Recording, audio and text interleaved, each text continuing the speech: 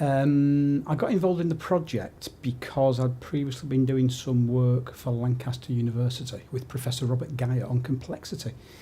And he introduced me to Matt Johnson, who is the leader of the project. We met in Liverpool, and it seemed to me like a really interesting investigation, if you like, in the subject matter, and also it seemed to me to be ripe for a film.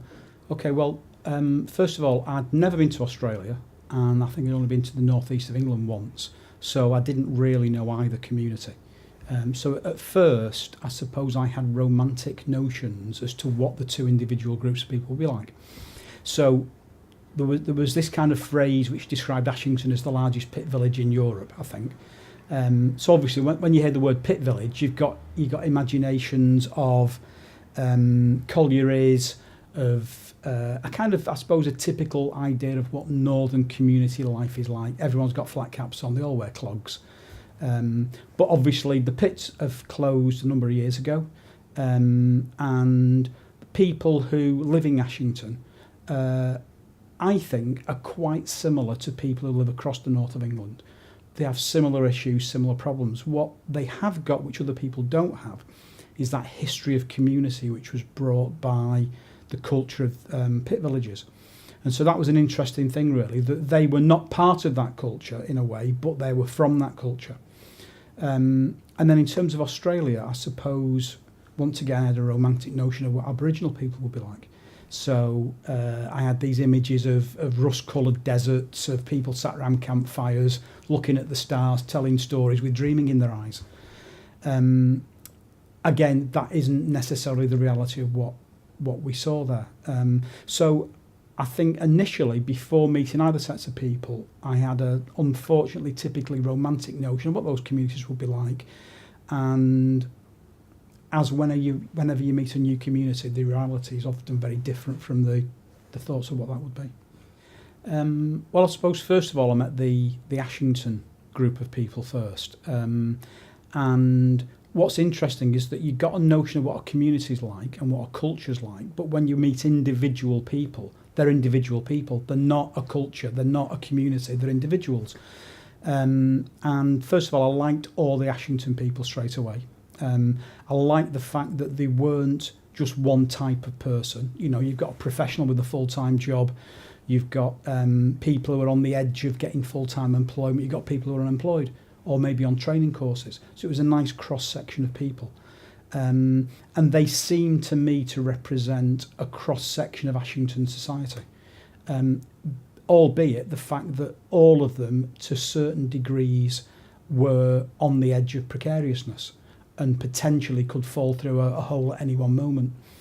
When we went over to Australia, that was a very interesting experience because I'd never before been in a country where there seemed to be two such disparate sets of people, the Aboriginal people and the white Australians, who didn't seem to have very much to do with each other and certainly were culturally very different.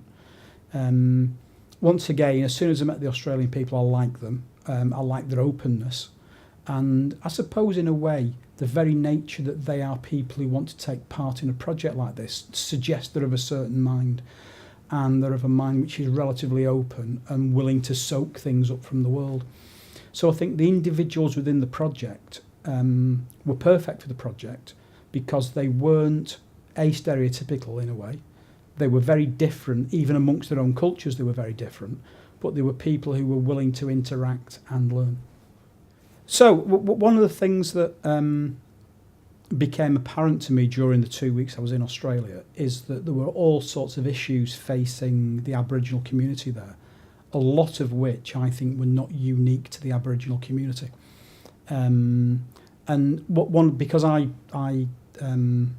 lived in Liverpool for the last 25 years, I saw a lot of resonances between what was happening in Brisbane to the Aboriginal people and what happens to disadvantaged people in Liverpool. And one of the first things that struck me was the idea that if you succeed by the tenets of another culture, you're deemed to have betrayed your own culture. And so it seems to me that although Aboriginal people are treated in a way which I wouldn't treat them in Australia, and in a way which gives them disadvantage, and in a way which makes it very difficult for them to succeed within the broader Australian culture. I do think to a certain extent they also don't help themselves by being separate, and also by, in a way, having a kind of an ethos that says if you collaborate, in inverted commas, with the white community, and if you succeed on their terms, and in some way you've actually betrayed the culture that you're from. And I think there's a little element of that also in the Ashington people. I think that there's that kind of relationship with what I suppose we would call mainstream British society, which has got certain rules, and which means that if you're going to succeed in that, you have to play a certain game. And in a way, to their credit, I think some of the Ashington people are not prepared to play that game. And so in a way, they're prepared to stand by their contemporaries, by their peers, and by their culture. Unfortunately, the result of that is often you won't succeed in the wider society. It's always difficult to be different, and I think it's much easier to be the same as the people who are around you. So I think there's a kind of, there's almost a net around people sometimes that says, if I want to be part of this community, if I want to be accepted by my peers, if I want to be looked on favourably by my family, I have to behave like them, and I have to be part of that culture. So I can see that is something. Actually, saying that it holds people back is wrong, because it only holds people back if you believe they should succeed in a different culture. And actually, once again, I can't help but draw parallels with Liverpool. You know, Liverpool. So there are certain people in Liverpool who see Liverpool almost as a country on its own, and that should be kind of cut out from the land and set sail in the Atlantic and just paddle its own way. And I think there are great strengths in that, and there are great strengths that community feel brings. And there's that idea that everyone looks after each other, and when things go wrong, there are people there to help you. So it's wrong to say that they are held back. They are just in a different dimension almost. And there is nothing wrong, I think, with remaining within a culture and succeeding by that culture's values rather than by the values of a dominating culture. So when we were in Australia, we went with Mary to a Brisbane-run Aboriginal radio station. Well, actually, should that be an Aboriginal-run Brisbane radio station? Which the way it is, it broadcasts to Brisbane and around the world through various modern digital technology. And we were interviewed by Tiger Bales, and Tiger, he was a lovely guy. I liked him a lot. He presented the programme in a way, I suppose, that I wasn't used to engaging with British radio, in as much as he seemed to be quite politically astute. He seemed to be quite politically motivated, and he engaged in a conversation on air at a level which you normally wouldn't get in British radio. So he knew his subject. He knew all about the philanthropists that we spoke about. He knew about the troubles of Australians. He could come up with statistics about funding for this, that, and the other. And he very much approached the radio interview as, I think, a peer in terms of the intellectual content of what we were doing, and also in terms of his understanding of Aboriginal culture. I think he had an agenda himself, because I think he was steeped in the challenges and the fights that Aboriginal people have done over the years. And for him, this was almost like one more little weight on the scales of, aren't white people terrible, and we're all really downtrodden in Aboriginal communities. So that was very interesting.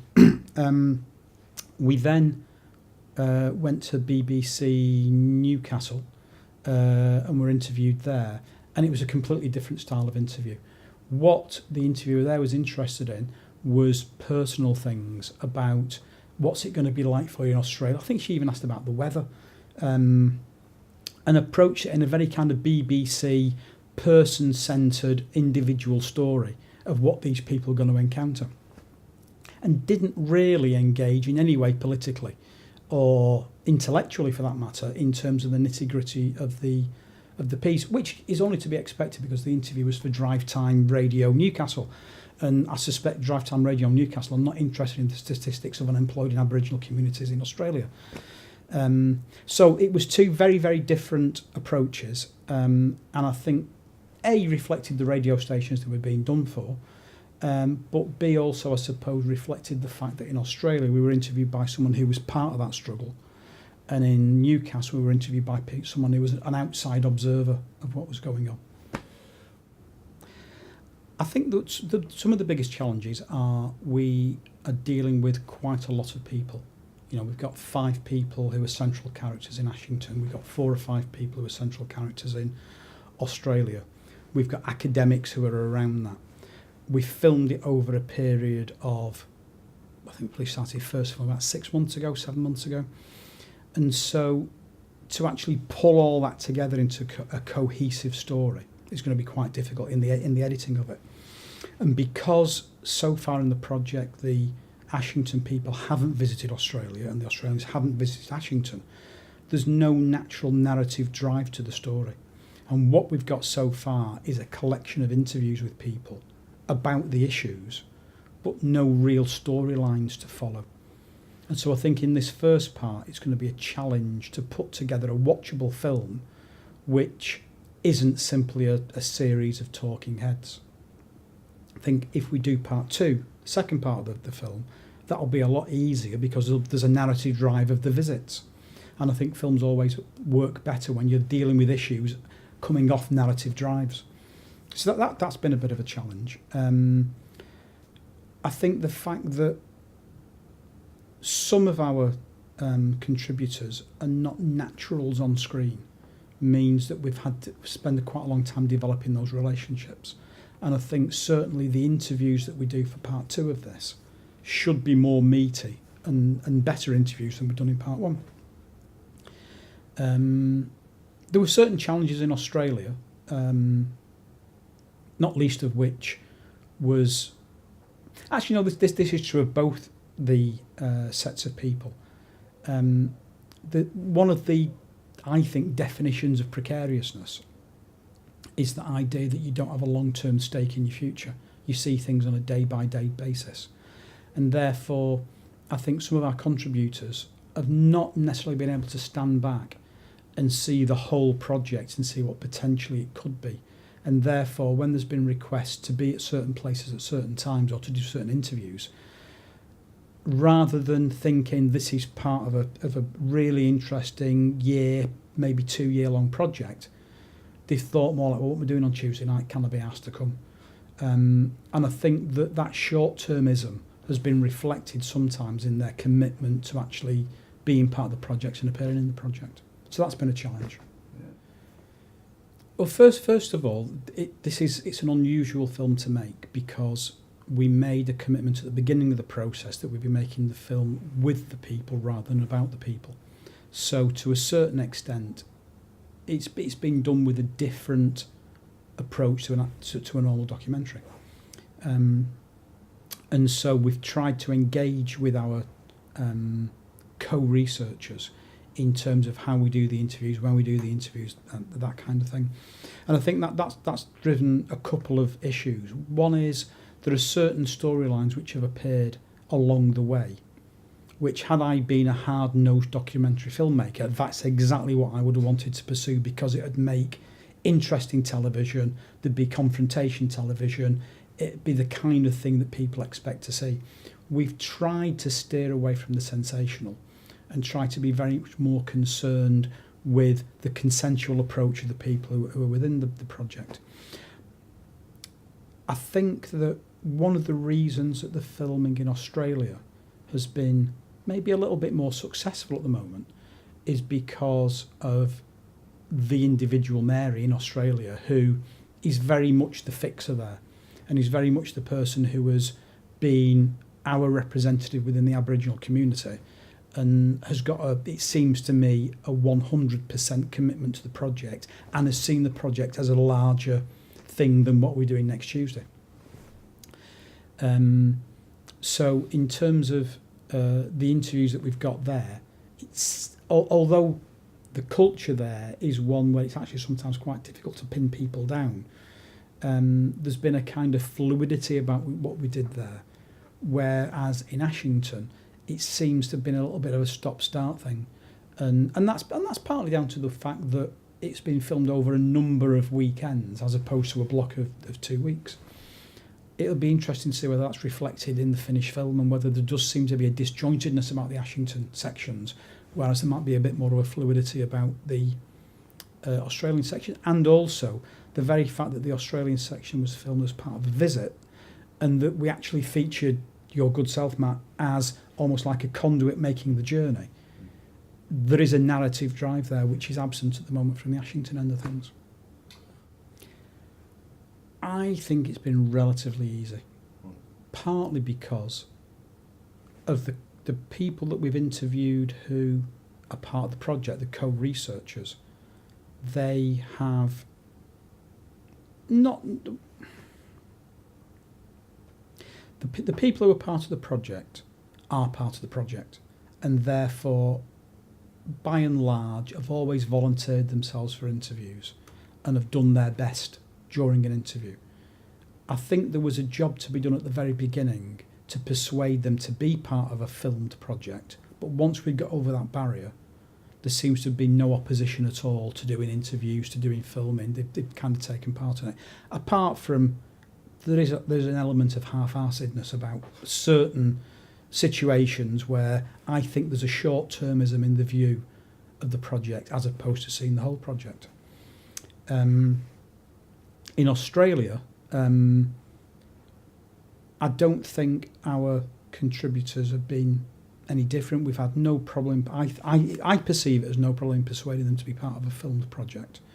I think that's partly down to the work that you've done, kind of backstage and laying the groundwork for that. I think they've given us some fabulous moments on camera, both in interview and in them attempting to do certain things. And I think we all know what I'm talking about there. And also the academics. The academics actually, for me, created more of a problem than from our co-researchers. Partly because academics are academics and they talk in academic terms, and we're making a film where we're looking essentially for sound bites. And one of our academics who spent probably 25 minutes answering question 1 and then was concerned about the way that they answered it and was thinking about making changes to it.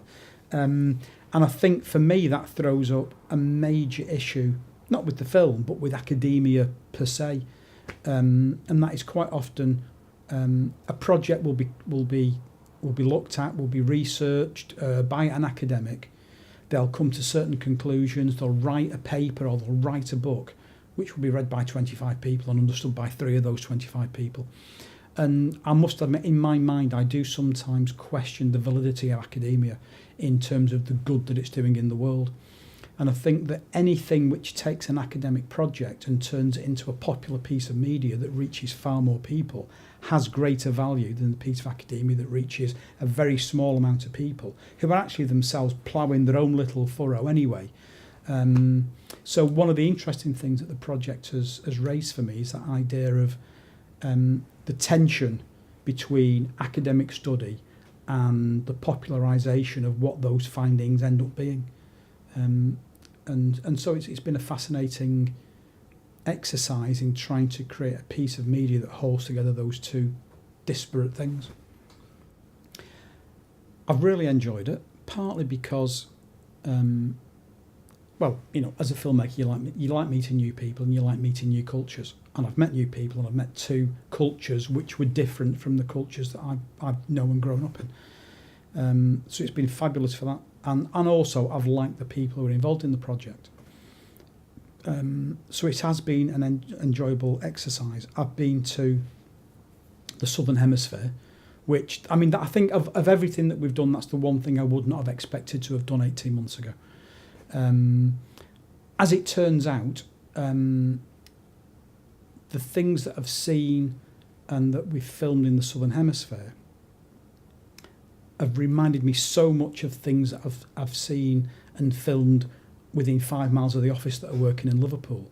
That's been a big surprise, that cultures on opposite ends of the earth with quite different cultural norms have thrown up such similar problems and such similar issues. And there were times when I was in Australia looking at, speaking to and trying to understand individuals in Australia where in my mind there's been complete echoes of people that I know in Liverpool, both in terms of their attitude to life, the way they behave, the way they react to certain situations.